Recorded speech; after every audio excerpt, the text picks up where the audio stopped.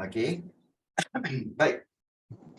Kita lihat di sini okey, iaitu ujian akhir sesi akademik. Kita akan lihat set yang pertama, dan untuk pengetahuan kamu semua, memang kertas peperiksaan UASA ini terbahagi kepada 3 bahagian, iaitu bahagian A, bahagian B dan juga bahagian C.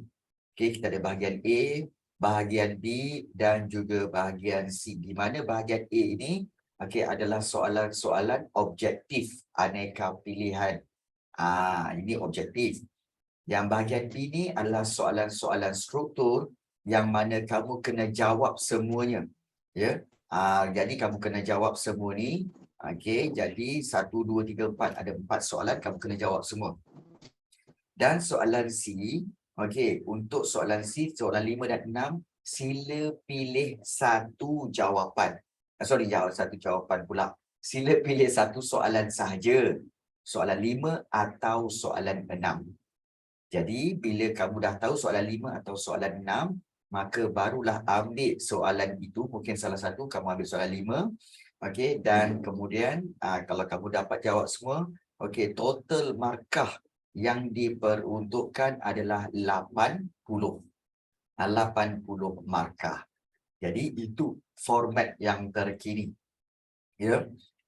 Jadi, kamu kena faham. Dan masa yang diberi untuk menjawab semua soalan ini adalah selama 2 jam. 2 jam tu. Jadi cikgu harap kamu semua sila bersedia untuk UASA kali ini. Baik.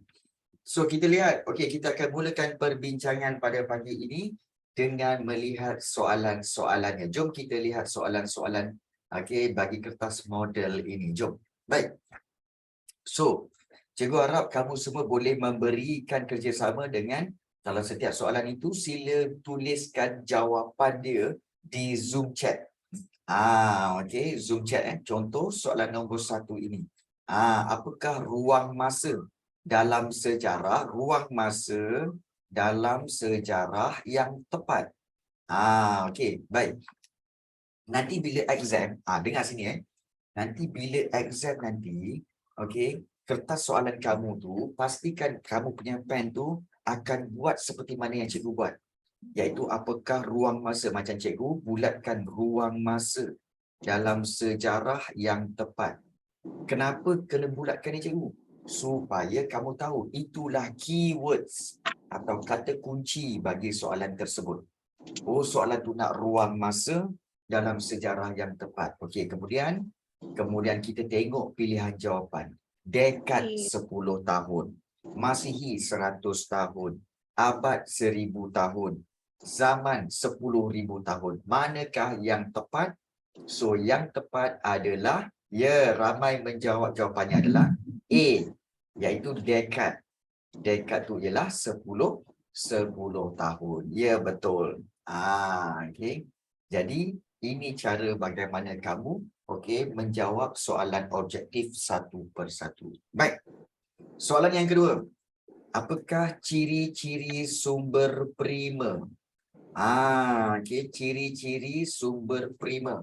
Apa itu sumber prima, cikgu? Ini sumber sejarah. Ingat sumber sejarah ada berapa? Ada berapa sumber sejarah? Sumber sejarah ada berapa? Ada 2, iaitu sumber prima dan juga sumber sekunder. Jadi kita tahu bahawa yang ini cikgu tahu kalau sebut sumber sejarah, sumber prima, sumber sejarah ada 2, sumber prima, sumber sekunder. Jadi apakah ciri-ciri sumber prima? Belum ditafsir. Tengok jawapan belum ditafsir, bersifat tidak asli, bukan bahan penulisan dan juga bahan tersebar kepada umum. So untuk sumber prima jawapannya adalah iaitu A, belum ditafsir. Ya, betul. Ramai yang telah menjawab jawapannya A. Seperti Aini, seperti Wan Irfan. Bagus. Baik. Dia belum ditafsir. Baik.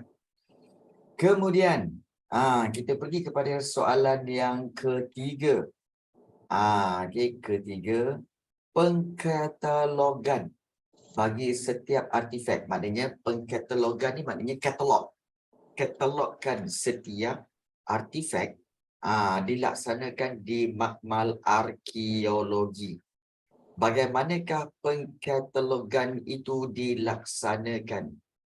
Adakah dengan A menanda berdasarkan pelan, atau B memberi nombor pengenalan, ataupun C mencatatkan semua penemuan, ataupun D mengumpulkan semua maklumat? Baik, cikgu tahu ramai yang confused dan ramai yang mungkin Rasa teragak-agak. macam D. Rasa macam D kan? Baik. D. Okey, D Okey, baik. Kalau kamu katakan tak pasti, okey, sila buang 2 jawapan dulu. Yang mana kamu nak buang? Sudah tentulah, okey, kamu akan buang A. Sebab menanda berdasarkan pelan tu, itu di mana? Itu di tapak arkeologi, bukan? Kan? Jadi satu lagi, yang mana kamu nak buang? Iaitu menanda berdasarkan pelan. Satu lagi kamu nak buang apa? Iaitu mengumpulkan maklumat. Ya, itu bukan katalog. Itu mengumpulkan semua maklumat. Katalog lain. Katalog ni sebenarnya adalah meletakkan apa? Meletakkan perkara itu mengikut susunan. Jadi, okay, tinggallah B dengan C. Ingat apa itu katalog? Katalog tu maknanya kamu macam ada katalog. Kamu tahu kan katalog tu, iaitu macam katalog barang Shopee kan? Shopee, Lazada kan? Mak-mak kita ada kan? Dalam tu ada gambar apa? Yang ini maskara, yang ini. Okay. So, okay, nombor 1 ada maskara. Nombor 2 ada apa? Ada apa, lipstick. Yang ketiga ada compact powder. Yang keempat. Jadi itu katalog. Katalog iklan kan? Katalog iklan barang. Macam-macam barang ada. Dia akan susun mengikut apa? Mengikut nombor kod kan? Itu katalog. Jadi manakah jawapan yang lebih baik? Ya, betul. Maknanya kalau katalog ini iaitu jawapannya B, memberi nombor pengenalan. So kalau jumpa artifak-artifak tu, dia letakkanlah, okey, artifak ni 01, artifak 2 02, yang ketiga 03. Itu katalog. Itu katalog. Boleh faham jadi 3 adalah B. Baik. Jadi itu 3 adalah B. Yang keempat, okey, soalan keempat. Okey. Perasan tak bahawa soalan nombor 1, 2 dan juga 3 sebenarnya diambil daripada bab yang sama, iaitu bab apa? Bab 1. Yang ini semua adalah bab 1. Betul tak ini? Mengenal sejarah kan? Mengenali sejarah. Soalan 1, 2, 3 itu bab 1. Ya, betul. Bab 1. Mengenali sejarah. Kemudian soalan yang keempat, keadaan bumi pada 650 juta, ini dah masuk bab 2. Ya, nombor 4 tu bab 2. So, kamu kena tahu bahawa soalan sejarah, dia akan susun ikut bab. Bab 1, lepas tu bab 2, bab 3, bab 4, bab 5 sampai bab 8. Soalan objektif memang disusun macam tu. Memang disusun macam tu Baik, kita lihat. Soalan nombor 4. Keadaan bumi pada dia tak campur-campur ini. Dia tidak campur-campur. Dia akan susun ikut bab. Betul lah ini. Itu memudahkan kita untuk tahu soalan tu kat mana Soalan tu bab mana senang kita nak tahu. Ya. Mana? Okey, baik. Kita lihat. Keadaan bumi pada 650 juta tahun dahulu. Ialah iaitu apa? Tiada hidupan, benua kelihatan, terbentuk daratan, terdapat dinosaur. Okey. Baik. Untuk 650 juta tahun dahulu ini yang bahagian awal sekali. Okey, pada waktu ini benua pun sebenarnya tidak kelihatan. Tiada kehidupan. Okey. Terbentuk daratan, okey. Salah. Terdapat dinosaur, salah. Kita wujud tak waktu tu? Belum wujud. Tiada hidupan. Ya, jawapannya adalah 4 ialah A, tiada hidupan. Sebab 650 juta tahun belum lagi, bumi baru terbentuk. Bumi baru terbentuk. Jadi nombor 4 adalah A. Kita tak wujud. Nabi Adam pun wujud pada tahun lebih kurang 5,000 tahun sebelum Masihi. Itu Nabi Adam. InsyaAllah. Itu berdasarkan faktanya lah. 5,000 tahun sebelum Masihi. Baik. Soalan 4 kita dapat A.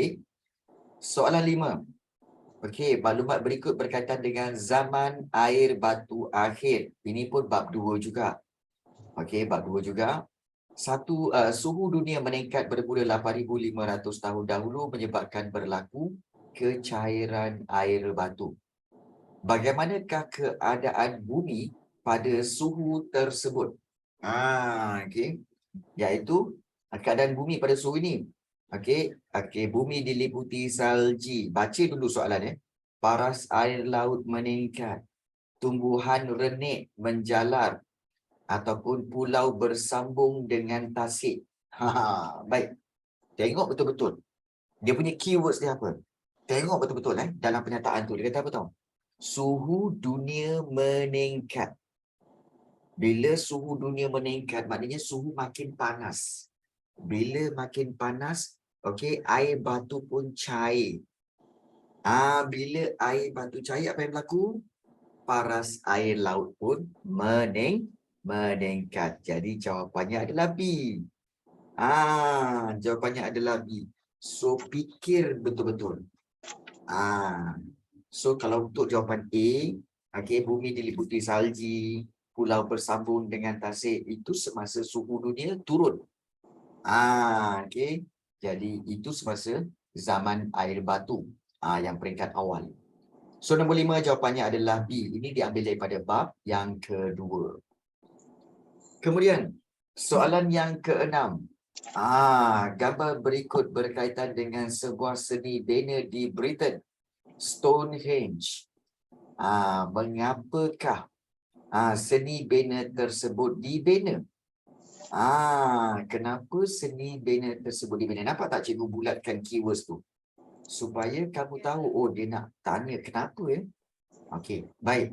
Kalau dah Stonehenge ni, ini maknanya dah masuk bab yang ketiga, iaitu zaman prasejarah. Lah, sikitnya bab 2. Sikit je bab 2. Okey, bab 3. Okey, mengapa seni bina tersebut dibina adalah seperti adakah upacara ritual. Baik.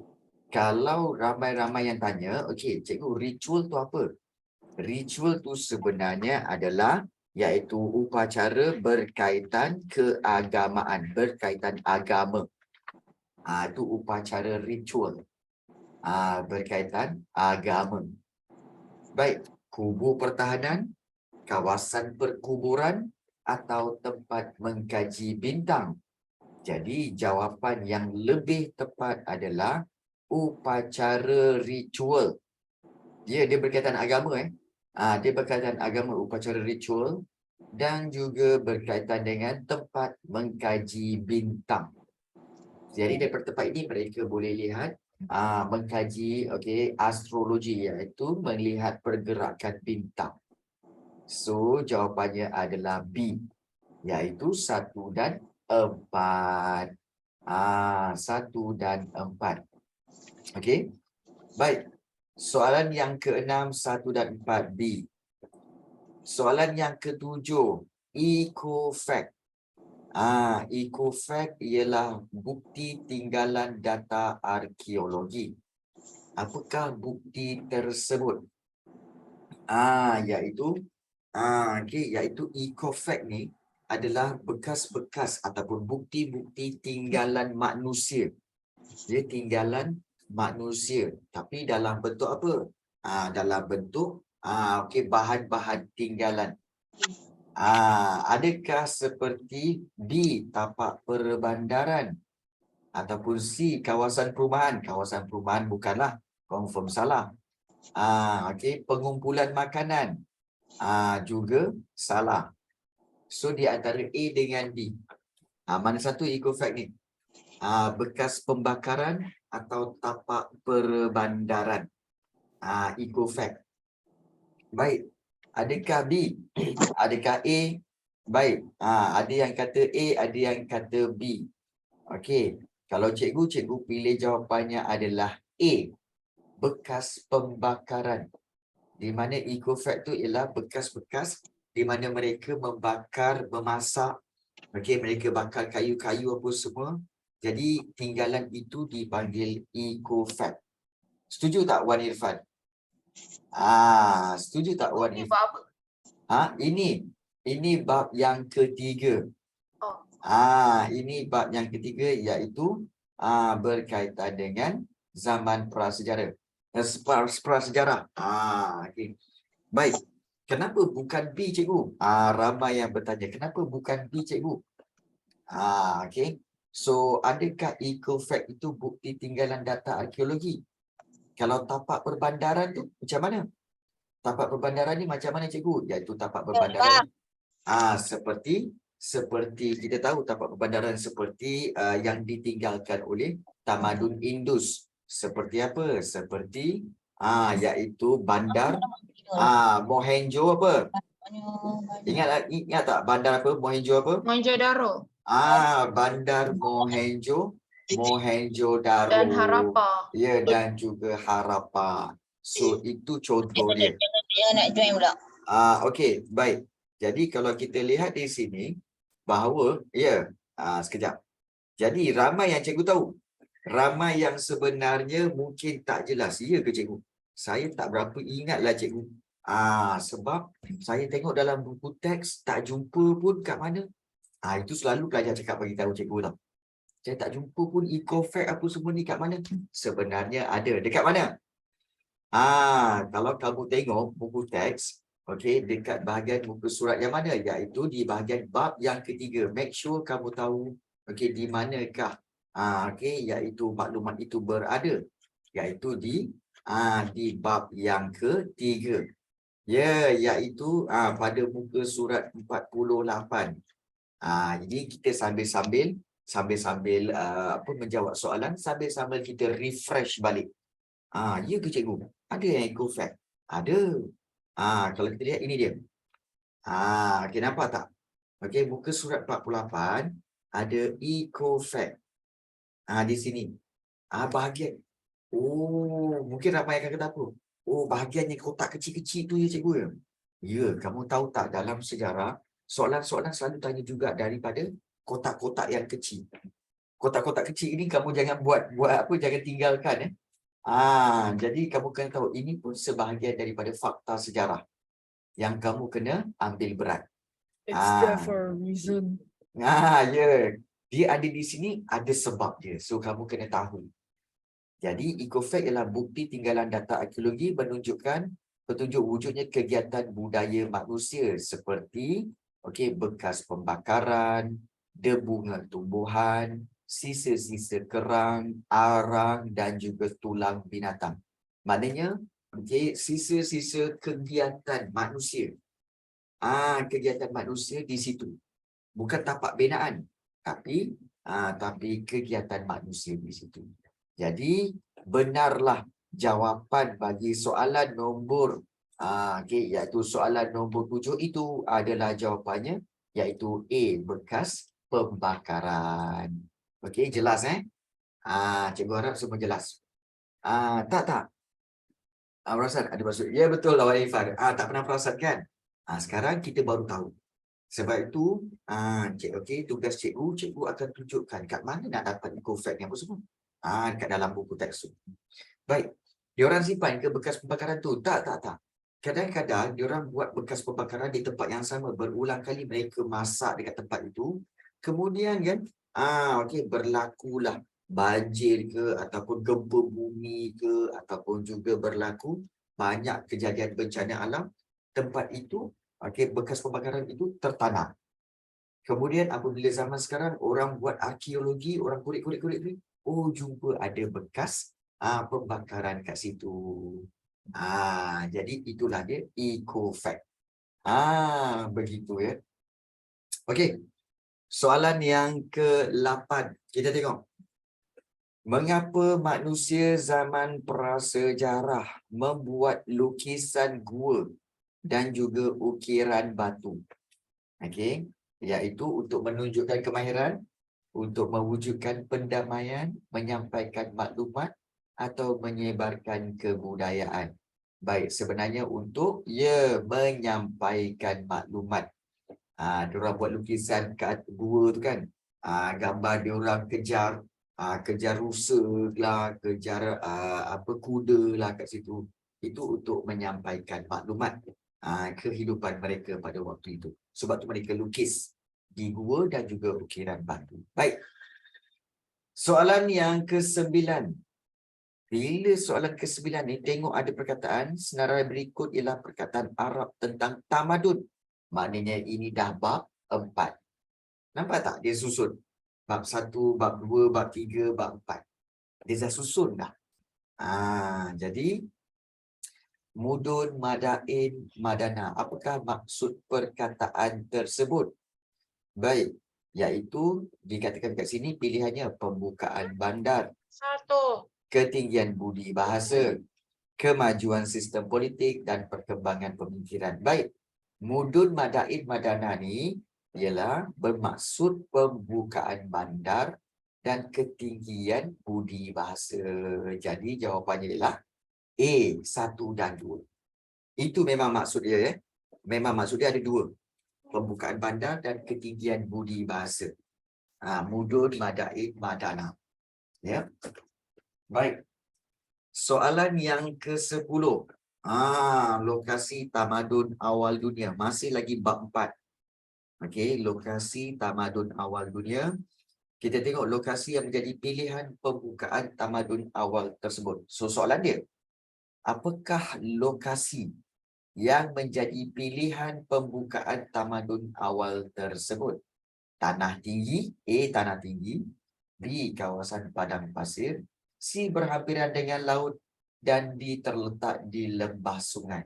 Confirm lah jawapan dia D. Terletak di lembah sungai. Kenapa confirm cikgu? Yalah, tamadun Mesir ni nampak tak? Ada sungai Nil. S tu sungai Sungai Nil. Tamadun Mesopotamia ada S Tigris, sungai Tigris dan sungai Euphrates ya. Kenapa bukan jawapan dia C? Berhampiran dengan laut? No. Tidak. Sebenarnya jauh daripada laut. Kebanyakan tamadun bermula daripada kawasan sungai. Sungai Indus, sungai Huanghe. Dan kenapa pilihan dia sungai? Sebab sungai itu membekalkan ikan, sungai itu juga membekalkan air bersih untuk minum, dan juga sungai itu mengairi kawasan pertanian. Sebab orang zaman dulu bercucuk tanam padi, tanam gandum, perlukan air sungai. Kalau air laut, tak logik. Sebab air laut, dia tak boleh siram pokok bunga ataupun siram tanaman. Mati pokok tu. Air laut tak boleh. Kemudian air laut boleh minum ke? Tak boleh. Sebab itu bukan Garam. laut. Ya, garam. Bukan. Jadi jawapannya... Saya pernah minum sedap je. Kamu memang, sebab kamu, kita orang tahu kamu memang alien sebenarnya. Jadi sebab itu... Siapa hati cikgu kata? Kan? Yalah. Dalam Baik. oyak lah. Baik, 11. Okey, tak mampu nak okey. 11. Apakah kepentingan seni bina?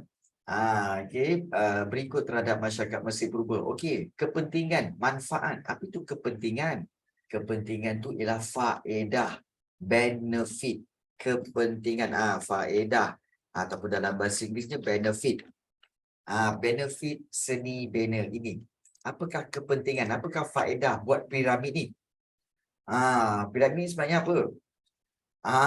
Okey, adakah rumah ibadat, pelabuhan utama, ataupun kawasan perkuburan Firaun, atau tempat perkumpulan penduduk? Jawapannya adalah C, kawasan perkuburan Firaun. So, piramid ni sebenarnya adalah kubur-kubur Firaun. Besar ni cikgu, memang. Ini baru kubur. Kubur dia memang besar. Kan? Kalau tengok toilet, lagilah. Toilet lagi besar. Dah kubur dia pun besar, toilet lagi lah. Kan? Kena berlari lagi. Baik. Ini soalan 11 daripada bab yang keempat. Baik. Soalan 12. Okey. lembah sungai, Indus. Okey. Baik, soalan 11 ni sebenarnya diambil daripada bab mana cikgu? Baik, bab soalan 11 ini dah diambil daripada bab yang kelima dah ni. Ini bab 5. Begitu juga soalan nombor 12, lembah sungai Indus ni. Ini pun dah masuk bab 5. Ya. Baik, kita lihat lembah sungai Indus mempunyai 2 musim yang ekstrim, iaitu musim hujan dan musim kering. Apakah kesan perubahan musim tersebut terhadap tamadun Indus? Okey, iaitu adalah ekstrim, hujan dan musim kering. Jadi bila musim hujan yang ekstrim ni maknanya apa tahu? Ekstrim ni maksudnya adalah iaitu yang keterlaluan. Jadi apakah kesan perubahannya? C. Jawapannya adalah C. Kemusnahan tanaman. Bila musim hujan je banjir. Bila musim kering je pokok-pokok mati. Memang pokok tanaman ni musnah lah. 12 adalah C. Bagus. Kepada Aimi dan juga Wan Irfan. 13. Kita lihat di sini. Negara kota Sparta di Yunani memberi penekanan terhadap disiplin ketenteraan. Bila dah tengok Sparta, Yunani, ini tamadun Yunani. Bab berapa? Bab 6. Ini dah masuk bab 6. Negara kota di Sparta memberi penekanan terhadap disiplin ketenteraan. So, mengapa penekanan tersebut dilakukan? Kenapa diberi fokus kepada disiplin ketenteraan? Adakah untuk elakkan serangan kuasa luar, mengukuhkan sistem pertahanan negara, membentuk sistem pemerintahan diktator atau melahirkan warga negara bersemangat patriotik? Kenapa nak disiplin ketenteraan? Kerana ada yang kata, kita buang dulu mana yang salah. Yang C ni salah, membentuk sistem pemerintahan diktator. Dan Jawapan juga dia B. dan adakah A mengelakkan serangan kuasa luar? Alah, Tidak. bola jawapan dia. Sama ada B ataupun D. Tetapi memberi penekanan terhadap disiplin ketenteraan, tujuan dia mengapa penekanan itu Untuk mengukuhkan sistem pertahanan negara. tidak, sebenarnya adalah untuk D, Apa melahirkan jawapan warga dia, cikgu? negara bersemangat patriotik. Sebab dengan disiplin ketenteraan, maka warga negara itu bersemangat patriotik. Apa itu patriotik? Apa? Macam tu lah tu. Semangat cinta Akan negara. akan negara. Itu sebenarnya. Ya. Jadi dengan memberikan disiplin ketenteraan, maka semua warga negara Sparta akan ada semangat cinta akan negara. Jadi sebab itu jawapannya adalah D. Untuk melahirkan warga negara yang bersemangat patriotik dengan mengenakan disiplin ketenteraan. Ya, betul. Baik. Soalan 14. Masyarakat Rom. Kalau Rom ni masih lagi bab 6 lah. Masyarakat Rom mementingkan aplikasi praktikal dalam sistem pendidikan. Aplikasi praktikal ni maksudnya apa tahu? Masyarakat Rom mementingkan kerja-kerja tangan. Diorang pergi belajar untuk perkara-perkara yang praktikal. Mereka akan, contohnya mereka tak nak belajar teori pembinaan. Kita tahu Rom dia terkenal dengan seni bina kan. Dia orang tak suka belajar seni bina tu. Ukuran dia begini saja, teori saja. Tak nak. Dia orang suka terus bina. Nak buat buat bangunan macam ni. Kita letak simen. Kemudian kita buat. Itu dipanggil aplikasi praktikal. Ya. Orang Rom tu suka matematik. Ya. Ya. Kalau bangunan tu hancur macam mana? Kalau hancur, runtuh je lah. Nanti dia akan turun ke bawah. Baik, bangunan tu akan turun ke bawah tu je lah. Baik. Apakah kesan tindakan tersebut terhadap Rom? Adakah meningkatkan semangat patriotik, membentuk masyarakat yang cemerlang, melahirkan masyarakat yang mahir, atau memperkukuhkan jati diri masyarakat? Of course. Bila kamu buat praktikal banyak-banyak, sudah tentu melahirkan masyarakat yang mahir. Mahir itu expert. Yang expert dalam dalam pembinaan. So, ingat sistem pendidikan Rom kalau membentuk masyarakat cemerlang kurang. Sebab kamu kena faham masyarakat Rom ni dia banyak belajar sistem pendidikan dia, banyak belajar berkaitan dengan seni bina. Sebab itu bila belajar seni bina, mereka kena praktikalkannya, iaitu dengan bina bangunan tu, bina tiang-tiang Roman tu. Jadi ini melahirkan masyarakat yang mahir. Ya. Bukan Mahir Zain. Mahir Zain tu penyanyi. Baik. Soalan yang ke-15. Okey. Apakah kepentingan binaan tersebut terhadap masyarakat Rom? Aqueduct. Masih lagi bab 6. Aqueduct tu apa? Ini kalau siapa tak tahu ni. Cikgu, saya tak tahu tu apa. Aqueduct lah. Aqueduct tu adalah Itu. bukanlah. Aqueduct ni datang asalnya daripada perkataan aqua. Aqua tentang apa? Air. Ya, air. Ya, Masuk dak tu. betul. Aqueduct tu sebenarnya adalah tempat laluan dia.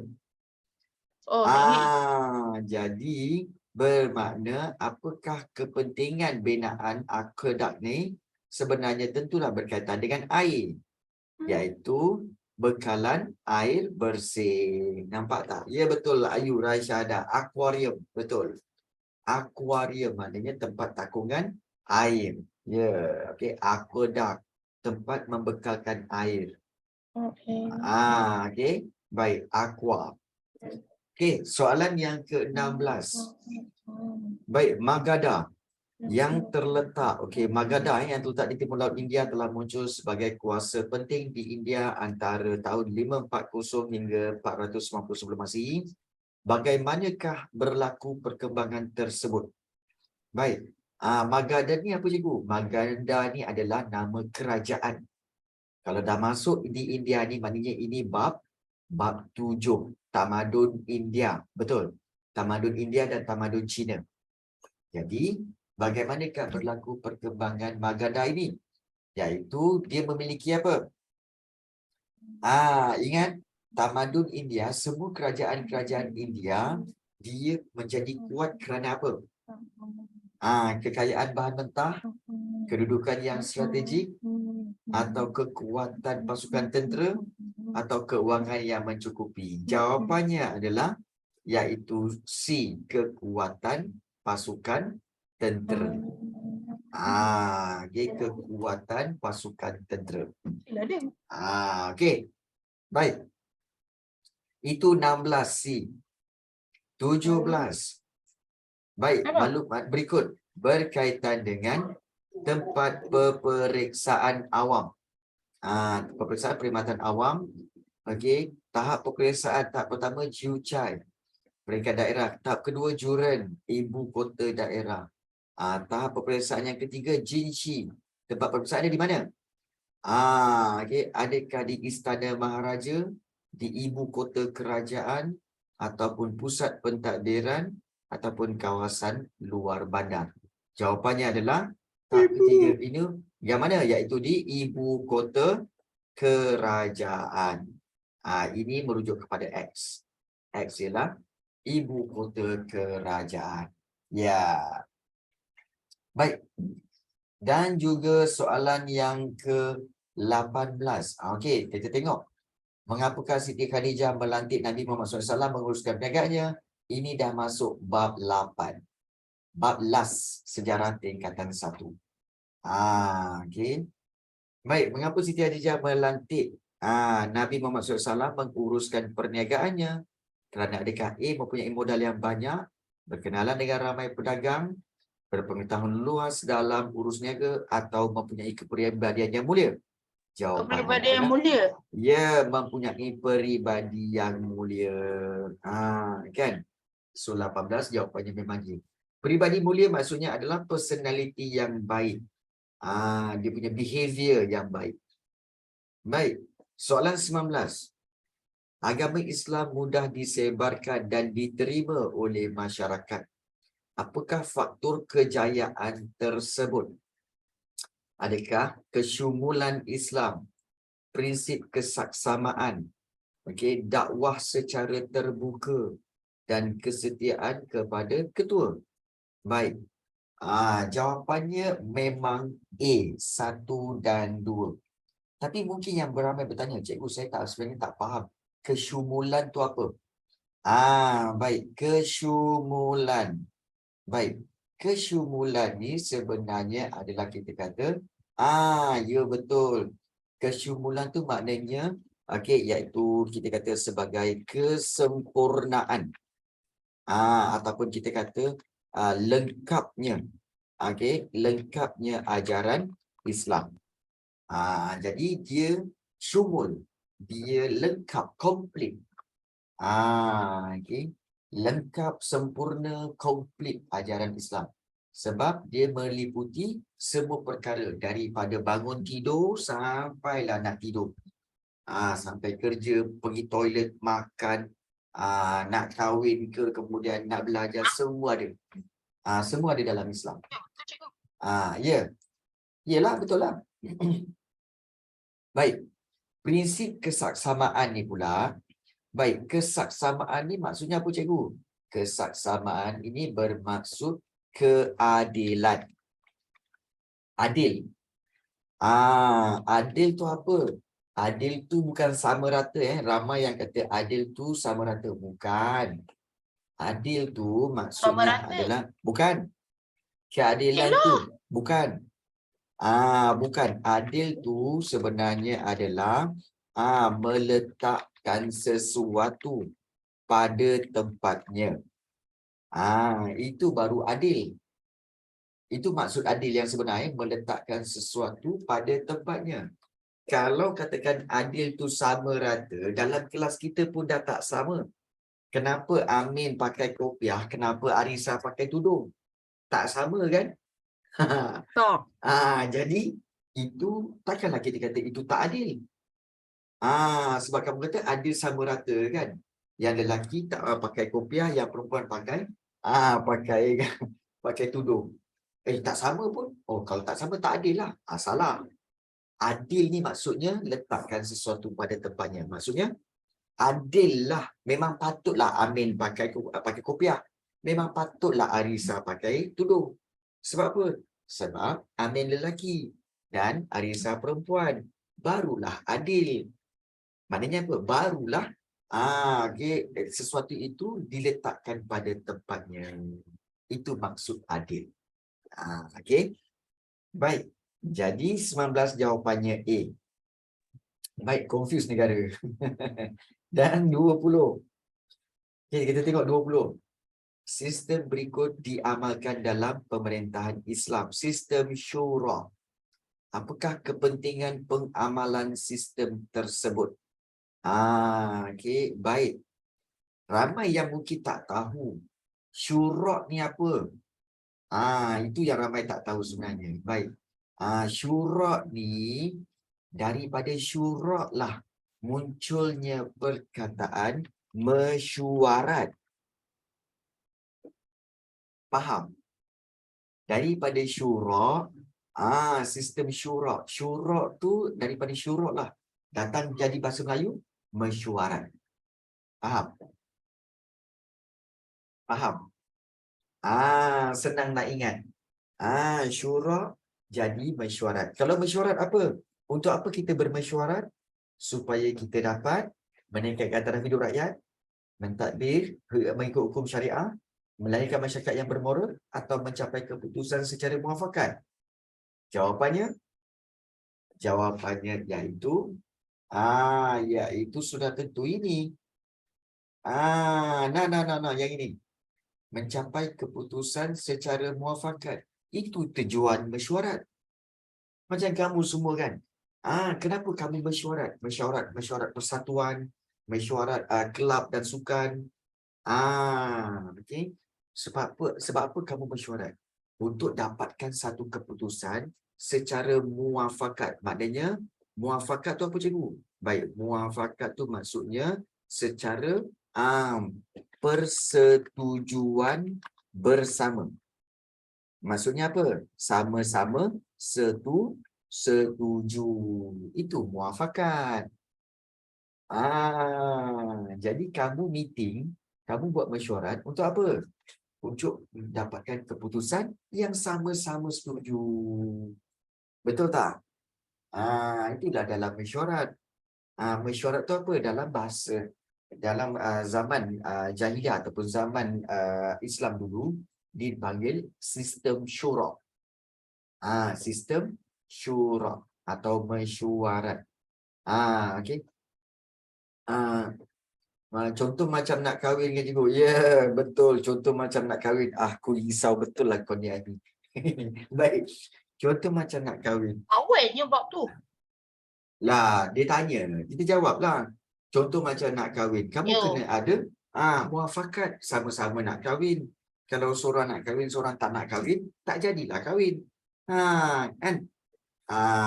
Sekadar pengetahuan. Okey. Sekadar pengetahuan. Baik. So, habis soalan objektif. So, sekarang kita pergi kepada soalan apa? Kita pergi kepada soalan bahagian B. Saya terkeluar. Okey, baik. Ada yang tanya soalan nombor 8 dengan nombor 9. Okey. Soalan 8 dengan soalan 9 ya. Okey, soalan 8 jawapannya adalah C untuk menyampaikan maklumat manusia zaman prasejarah ni, dan soalan yang ke-9 adalah A, pembukaan bandar dan ketinggian budi bahasa. So itu jawapan bagi soalan nombor 8 dan juga soalan nombor 9 sama-sama. Baik. Okey, jom kita tengok soalan-soalan struktur pula. Baik. Gambar berikut. Okey, ingat soalan struktur kamu kena jawab semua Jawab semua soalan. Gambar berikut merujuk kepada kaedah lisan. Tengok cikgu akan selalu keywords cikgu akan bulat-bulatkan supaya senang nak tahu, nak faham apa yang kita nak kena jawab. Baik, gambar berikut merujuk kepada kaedah lisan dilaksanakan dalam penyelidikan sejarah. Baik, apakah maksud kaedah lisan? Cikgu macam nak jawab cikgu? Baik. So kaedah lisan ialah Okey, ya. Okey. Nak jawab, okey, kita akan mula dengan apa? Okey, ayat lah. Maknanya kamu akan buat, okey, maksud kaedah lisan. Ialah, macam tu. Kemudian kamu tambahkan. Tapi kamu fikir balik, cikgu, berapa banyak saya nak kena bagi cikgu jawapan ni? Berapa banyak saya kena bagi jawapan? Baik. Okey, berapa banyak? Tengok kepada markah. Tengok kepada markah. 3 markah kan? Kalau 3 markah, maknanya kena 3 bagi jawapan lah. 3 jawapan. 3 3 huraian isi. juga. Tak apa, fakta ke huraian ke, kamu berikan sahaja. Baik. So, apa yang saya nak tulis mesti 3. Okey, apa yang saya nak tulis cikgu? Okey, maksud kaedah lisan. Apa itu kaedah lisan?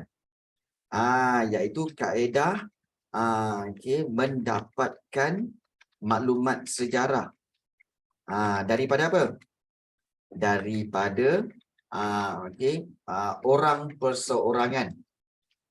Orang perseorangan, tokoh tempatan, macam tu. Ataupun kita kata kaedah mendapatkan maklumat sejarah daripada orang perseorangan, dan tokoh tempatan. Itu satu. Jadi kemudian itu satu. Yang kedua, kita tahu bahawa iaitu menggunakan kaedah apa? Menggunakan kaedah temu bual. Ya, betul. Temu bual. Jadi apa lagi kita nak cerita cikgu? Yang saya ingat tu je lah. Mendapatkan maklumat sejarah daripada orang perseorangan dan tokoh tempatan, menggunakan kaedah temu bual. Lagi apa? Sudah tentulah banyak lagi sebenarnya. Iaitu dalam menggunakan kaedah temu bual, kamu kenapa? Perlu iaitu merekod dan mencatat segala maklumat yang yang diperolehi melalui temu bual itu.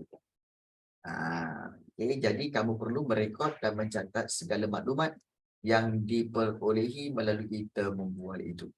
So, dapat tak 3? Dah ada 3 poin kan?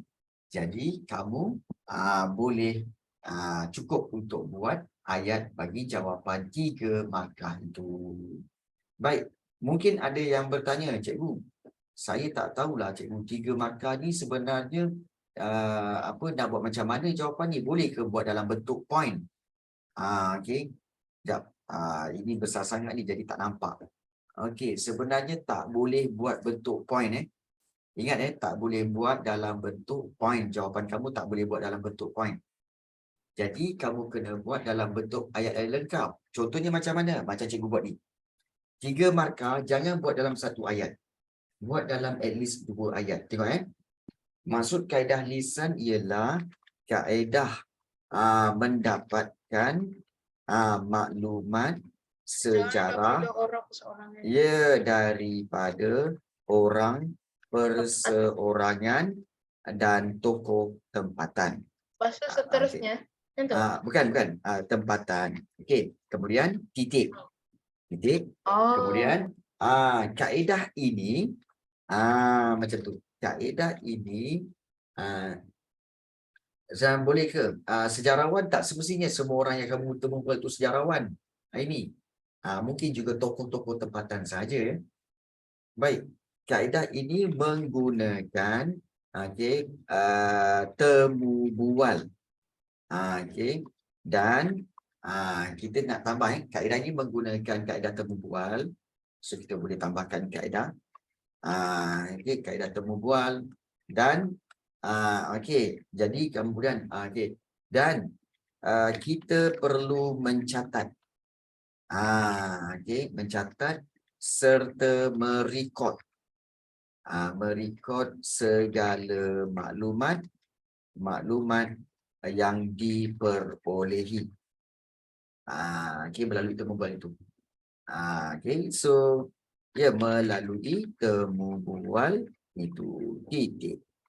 So dengan cara ini kamu dapat layak untuk dapat 3 markah. Dah lah, itu je. Tak perlu nak tambah apa semua. Cukup 3 poin, 3 isi, dah 3 markah. Tapi kalau kamu tengok cikgu buat dalam bentuk 2 ayat. Cikgu takkan sambung 3 fakta tu dengan 1 ayat je. Jangan. Jangan macam tu sebab dia nanti tak kemas. Dia terlalu, kita kata sebagai terlalu padat. Jadi gunakan titik, jadikan dia 2 ayat, 3 ayat pun boleh. Jadi itu cara dia. Boleh? Cikgu. Ya. Kalau kita gabung semua tu? Tak boleh. Jangan. Kenapa? Sebab dia tak cantik. Dia macam kamu terlalu memaksa semua fakta masuk dalam 1 ayat. Tapi kan dapat markah ke kalau masuk macam tu? Sebenarnya dia kemungkinannya ada penolakan markah. Sebab ayatnya itu sebenarnya kamu tidak kemas, tidak sempurna. Ingat kalau nak masukkan 2 fakta, dalam 1 ayat hanya maksimum 2 fakta saja dan menggunakan perkataan kata hubung dan atau serta. Tapi kalau kamu banyak fakta nak masukkan dalam 1 ayat dan kemudian sambung lagi serta, lepas tu sambung lagi dan, mana boleh? Menggunakan 2 kali dan dalam 1 ayat tak boleh. Jadi tak sesuai. So kemaskan jawapannya. Baik. Baik, soalan yang B. Nyatakan tahap penyelidikan dalam kaedah lisan berikut. Tahap pertama, tahap kedua dan tahap ketiga. Maknanya ini step by step. Macam mana nak buat kaedah lisan. Baik, untuk kaedah lisan ini, kita tengok tahap pertama iaitu tahap tahap persediaan. Iaitu tahap apa? Tahap persediaan iaitu apa yang perlu dibuat oleh persediaan. Apa yang kita perlu buat? Tahap persediaan iaitu iaitu apa? Menyediakan apa? Okey. Iaitu tahap persediaan itu menentukan, okey, menentukan tokoh okey atau individu okey yang ingin ditemu bual. Itu penting. Tahap persediaan menentukan tokoh atau individu yang ingin ditemu bual, itu penting, satu markah. Okey, yang kedua, tahap kedua, iaitu kamu tak perlu tulis tahap lagi. Kamu terus tulis saja apa yang kamu perlu buat, iaitu okey, mendapatkan. Tahap kedua semasa interview kan, semasa temu bual tu, okey, iaitu kamu boleh buat iaitu semasa temu bual.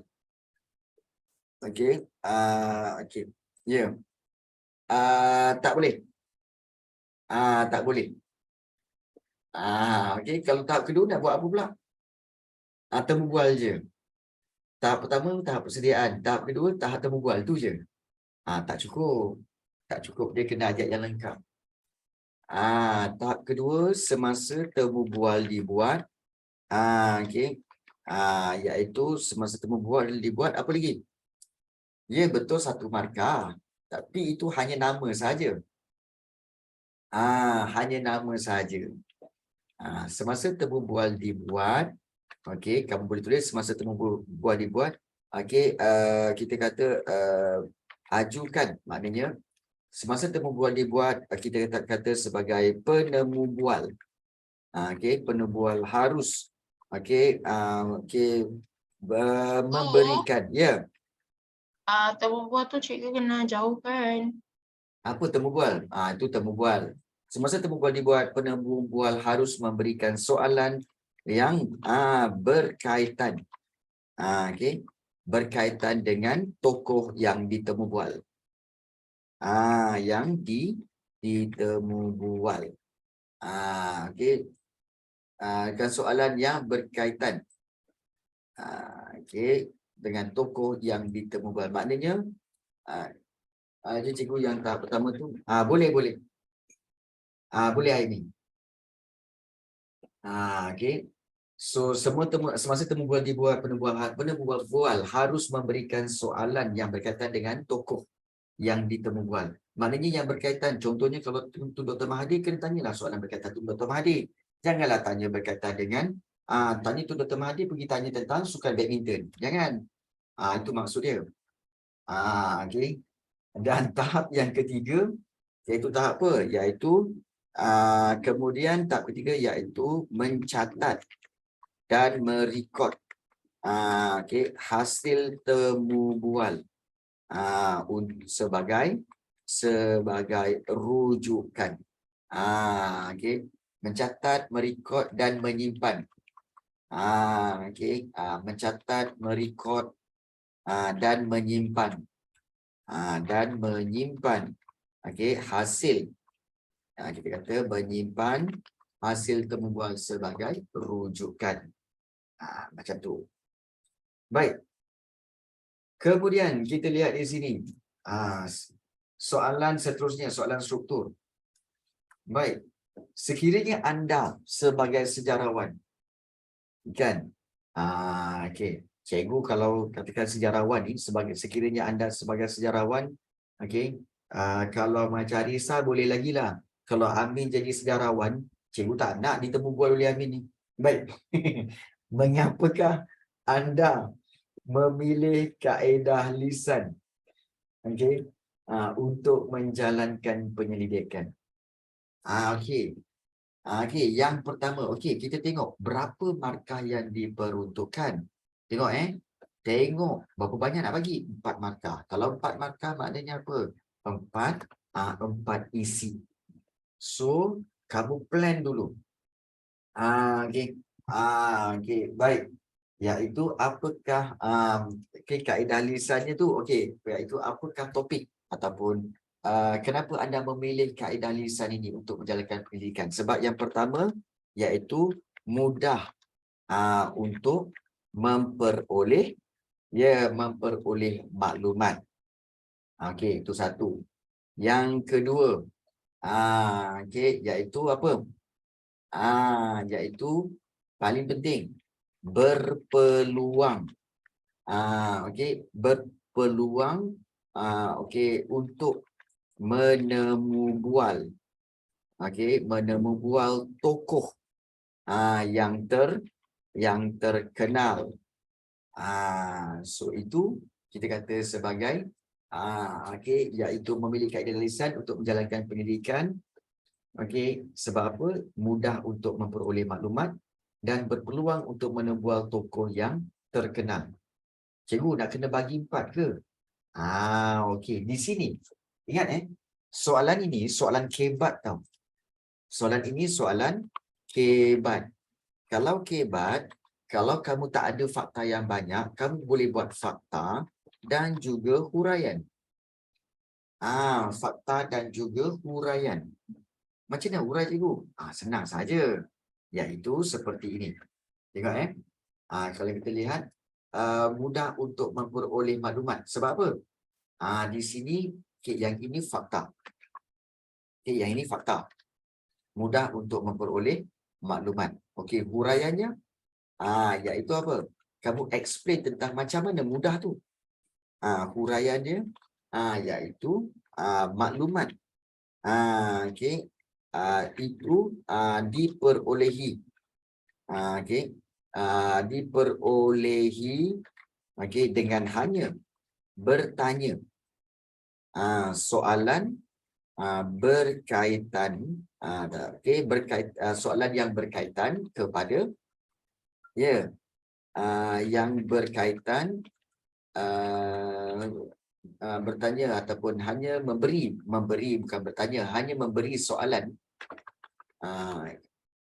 memberi soalan yang berkaitan kepada tokoh tersebut. Kepada tokoh tersebut. Macam tu. So senang kan? Mudah untuk memperoleh maklumat kerana maklumat itu diperoleh dengan hanya memberi soalan yang berkaitan kepada tokoh tersebut. Baik. Kalau maklumat yang diberikan oleh tokoh itu sahih. Tokoh itu sahih tidak? Baik. Itu kita kata sebagai apa? Itu kelemahan kaedah lisan. Kalau kita memilih kaedah lisan, bermakna kita nak cerita tentang kelebihan dia je. Yang kelemahan tu kamu jangan cerita. Sebab soalan bina, kenapa anda pilih kaedah lisan? So, bila kita pilih, maknanya kerana apa? Kerana kelebihan-kelebihannya. Kalau kita pilih, kemudian kita kata pun, kaedah lisan ni tak bagus. Jadi, kamu telah memberikan, kita kata, kelemahan kaedah lisan. Ingat, mengapa anda memilih, maknanya anda telah nak kena berikan kelebihan kaedah lisan. Boleh faham ni? Baik. So, mudah untuk memperoleh maklumat. Maklumat itu diperoleh dengan hanya memberikan soalan yang berkaitan kepada tokoh tersebut. Betul? Baik, satu lagi. Itu dah ada huraian. Baik, kemudian satu lagi. Yang di bawah ni ialah fakta. Berpeluang untuk menemubual tokoh yang terkenal. Iaitu, kita tahu dengan kaedah temubual ini, kita dapat apa? Bertemu dengan tokoh. Kita dapat bertemu tokoh yang terkenal. Tokoh yang penting dan terkenal. Seperti pemimpin negara, ahli sukan, dan juga ahli sejarawan.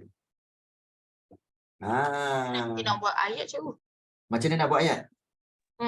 Senang je. Iaitu ayat macam soalan kebat. Macam mana buat ayat? Bagus soalan itu. Baik, untuk soalan buat ayat ni macam mana cikgu? Ambil daripada ayat soalan. Kalau sekiranya anda sebagai sejarawan, jadi kamu tukar anda ni kepada saya. Anda ni kepada saya. Jadi kamu tukarkan jadi ayat macam ni. Sekiranya saya sebagai sejarawan, saya memilih kaedah lisan kerana Begitu. Nampak tak? Sekiranya saya sebagai sejarawan, saya memilih kaedah lisan kerana terus masuk fakta yang pertama. Kerana mudah. Mudah untuk memperoleh maklumat. Titik. Jangan sambung. Okey. Jadi, kemudian kamu sambung dengan huraian. Baik, untuk sambung dengan huraian, kamu boleh guna penanda wacana. Hal ini kerana maklumat itu diperolehi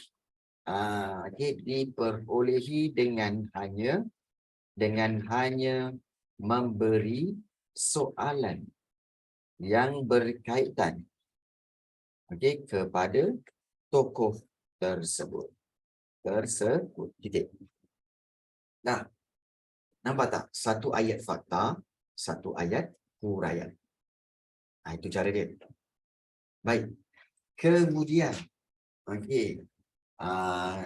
kamu sambung dengan guna penanda wacana lagi. Sebab ingat, ini baru 2 markah. Soalan nak bagi 4 markah, maknanya kamu kena bagi 4 poin. 4 markah ni. Jadi, kamu sambung yang kedua. So, gunakan penanda wacana seperti seterusnya. Seterusnya, saya juga. Seterusnya saya memilih kaedah lisan. Kerana berpeluang. Berpeluang untuk menemu bual tokoh yang terkenal. Titik. Jadi berpeluang menemu bual tokoh yang terkenal. Dengan kaedah ini, so kita boleh buat dengan kaedah ini. Dengan kaedah ini, kita dapat bertemu tokoh yang penting. Yang penting dan terkenal seperti pemimpin negara, ahli sukan dan sejarawan. Dan ahli sejarawan pun boleh. Jadi, itu kaedahnya. Jadi, bila dah dapat lengkap kamu buat ayat macam ni, Ya, betul. Betul lah, Vinesh. Jadi, inilah cara bagaimana kamu dapat buat soalan struktur. Baik. Untuk pengetahuan kamu semua, bagaimana cikgu buat ayat ni? Untuk soalan struktur ini adalah untuk 4 markah kan? Kalau untuk 4 markah, soalan ataupun kaedah ini juga boleh kamu gunakan dalam soalan bahagian C. Bahagian C yang mana cikgu? Bahagian C yang ini. Bahagian C yang ini, iaitu bahagian soalan esei. Soalan esei. Yang mana yang tadi? Nak tengok yang tadi? Sekejap nak salin. Okey. Ambil dulu ni. Ambil dulu. Dah siap dah. Okey, tak apa. Okey dah. Okey.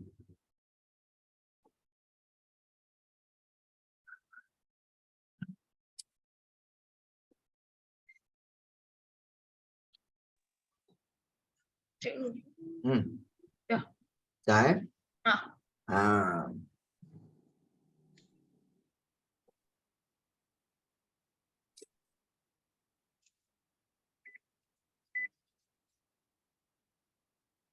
Baik.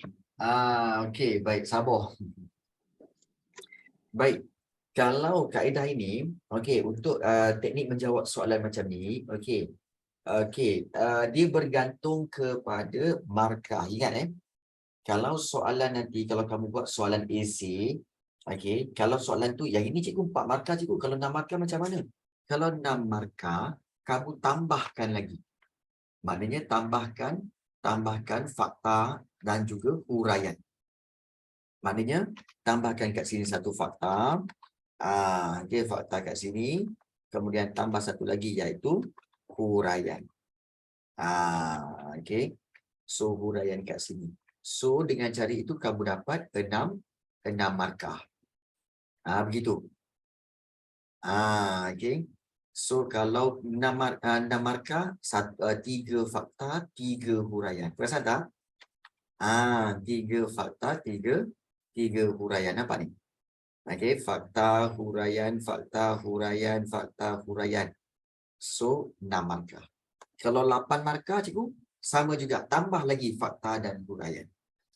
So jadi berapa? 4 fakta, 4 huraian. Jadi itu kaedahnya. Baik. Itu cara menjawab soalan struktur. Okey, tak apa. Yang soalan-soalan yang ini bahagian B ni nanti cikgu akan berikan skema jawapan ya. Cikgu akan berikan skema jawapan. Baik. Okey, baik. Untuk bahagian C, okey, macam cikgu explain tadi, okey, iaitu bahagian C kamu kena pilih mana-mana satu soalan daripada bahagian ini. Antara soalan 5 dengan soalan 6. Baik. Macam mana nak pilih cikgu? Okey, kamu kena baca betul-betul. Zaman prasejarah di dunia dibahagikan kepada 4, zaman Paleolitik, zaman Mesolitik, Neolitik dan Logam. Tempoh masa bagi setiap zaman tersebut tidak sama antara satu sama lain. Tempoh masa itu bergantung pada tahap kemajuan. Okey. Jelaskan perkembangan tempat kediaman manusia pada zaman prasejarah. Okey, macam boleh. Okey, B. Sebab apa macam boleh? Tempat kediaman ni kan, kita ingat apa tau? Zaman Paleolitik tinggal dalam gua. Okey, kemudian zaman dan juga tinggal di kawasan tepi sungai. Kemudian zaman Mesolitik juga masih lagi tinggal dalam gua, lubang bawah tanah dan juga tempat kawasan lapang. Kemudian zaman Neolitik barulah mereka tinggal di kawasan yang kawasan setempat yang mana mereka bercucuk tanam. Okey, dah ada idea dah. Okey, boleh ambil soalan ni. Macam tu. B. Mengapakah berlaku perubahan tempat kediaman masyarakat pada zaman prasejarah? Kenapa berubah? Baik, kita tahu berubah kerana apa? Okey, ingat. Kita baru teringat. Dia berubah sebab apa? Sebab, okey, mereka daripada nomad menjadi tidak nomad. Betul? Nomad ni berpindah randah. Okey, mereka dari dulu nomad, sekarang tidak. Ya ke? Ya. Bila mereka daripada nomad dan tidak nomad, maka mereka apa? Dulu mereka bercucuk mereka memburu binatang. Sekarang dah tak buru binatang. Itu antara sebab dia. Dulu nomad, sekarang tidak nomad. Kemudian yang kedua kerana apa? Perubahan kegiatan ekonomi. Iaitu mereka dulu memburu binatang. Sekarang dah tak buru binatang. Sekarang bercucuk tanam. Perubahan kegiatan ekonomi. Iyalah. Perubahan tempat kediaman tu, bila berubah kegiatan ekonomi, maka mereka berubahlah tempat kediaman. Bila mereka bercucuk tanam, mereka tidak lagi tinggal di gua. Mereka tinggal di kawasan pertempatan. Macam tu. Bolehlah ni. Kalau macam cikgu kan, bolehlah jawab. Kemudian, terangkan penemuan dan aktiviti masyarakat pada zaman prasejarah yang diwarisi oleh manusia pada hari ini. Penemuan dan aktiviti masyarakat. Macam tak ingat je. Tak apa. Pergi kepada soalan yang ke-6. Okey, apakah yang anda faham dengan zaman jahiliah? Zaman jahiliah. Okey, 4 markah. Zaman jahiliah. Okey, maksud jahiliah ialah jahalah. Kemudian bermaksud apa kan? Iaitu tidak mendapat ilmu pengetahuan, tiada nabi, tiada kitab sebagai petunjuk. Okey, boleh ni. Boleh. Okey, B. Terangkan sistem politik masyarakat Arab jahiliah. Politik masyarakat Arab jahiliah ni iaitu sistem kabilah di mana diketuai oleh syekh dan sebagainya. Habis pukul apa? Pukul 10.30 lah. Kejap lagi habis ni. Boleh ni. Pada pendapat anda, bagaimanakah keadaan masyarakat Malaysia sekiranya hidup dalam zaman jahiliah? Kalau hidup zaman jahiliah, akan jadi huru-hara, kemudian juga akan berlaku peperangan, akan berlaku pergaduhan, kemudian akan juga kegiatan ekonomi tidak meningkat, kita akan menjadi mundur, negara tidak maju. Banyak boleh ni. Okey, bolehlah. Jadi, bila kamu dah nilaikan satu-satu, kamu tahu bahawa kamu boleh jawab soalan yang banyak pada soalan 6. Soalan 5 ni, kamu hanya dapat jawab 2 je. Okay. Tak boleh ni 2 je. So, yang 6 ni, banyak. Jadi, sila pilih yang kamu boleh jawab. Macam tu. Dan kemudian, okey, terus mulakan menjawab. Ingat, teknik cikgu, kalau 4 markah, maknanya kalau 4 markah, iaitu 2 fakta, 2 huraian. Kalau 8 markah ni, berilah, okey, ya betul, 8 markah, 4 fakta, dan juga 4 huraian. Macam tu. Okey. Jadi sama, nak buat ayat macam mana cikgu? Sama macam cikgu ajar tadi. Yang cikgu ajar tadi kan, iaitu membina ayat jawapan seperti ni kan. Dia ada dia punya maksud kaedah lisan, kemudian juga ambil ayat daripada ayat soalan. Mulakan jawapan daripada ayat soalan. Baik. So, cikgu akan berikan